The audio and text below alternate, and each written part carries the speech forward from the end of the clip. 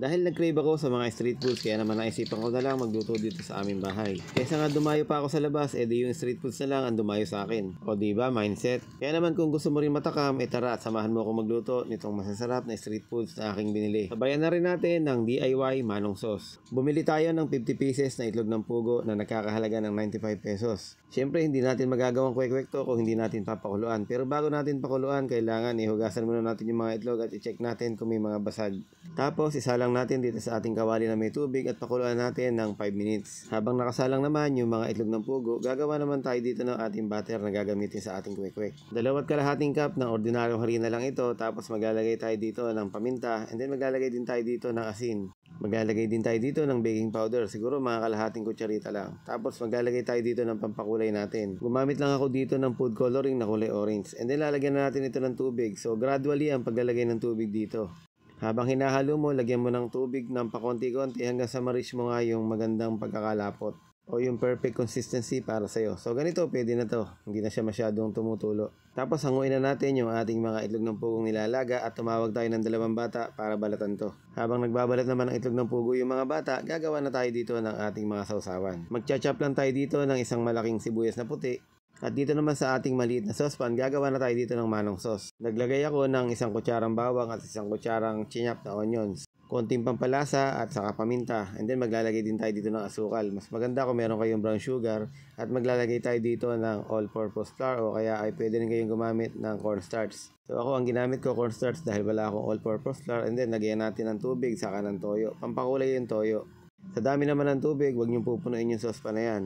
Mga 600 ml lang yung nilagay kong tubig na yan. Tapos isasalang na natin ito sa ating kalan. Habang nakasalang naman ito, hahalo-haloin mo lang. Nag-add pala ako dito ng siling labuyo para may sipa naman yung ating manong sauce. At habang kumukulo naman ito, maglalagay na ako dito ng suka. So yung suka na to magbibigay ng asim sa ating sausawan. At ito na rin yung magpapahaba ng buhay ng ating sausawan. At dito naman sa ating sukang maanghang, simple-simple lang yan. Alam ko kaya nyo nang gawin yan. Ngayon naman, gagawa na tayo ng ating kwek-kwek. Dito naman sa isang malanday na plato, maglalagay tayo ng ating harina and then igugulong natin yung mga nabalatan na itlog ng pugo. Ginagawa natin ito para pag nilagay natin dito sa batter, hindi humiwala yung batter dun sa itlog ng pugo kasi nga makinis yung itlog. Gagamit ako dito ng stick para gamitin din sa mga itlog para mabalutan ng batter. Kasi kapag kutsara ang ginamit ko, parang hindi nagiging even yung pagkakabilog ng ating mga itlog. So dito sa technique na ginagawa ko, pag tinusok mo yung itlog, sabay drop na dun sa ating kumukulong mantika. Kagaya nung gagawin ko na to, so gumamit ako ng isang stick pa para nga pantulak sa tinusok na itlog. So hindi ka na magkakaroon ng problema dyan pagka binalot mo dyan sa inyong mga batter yung itlog.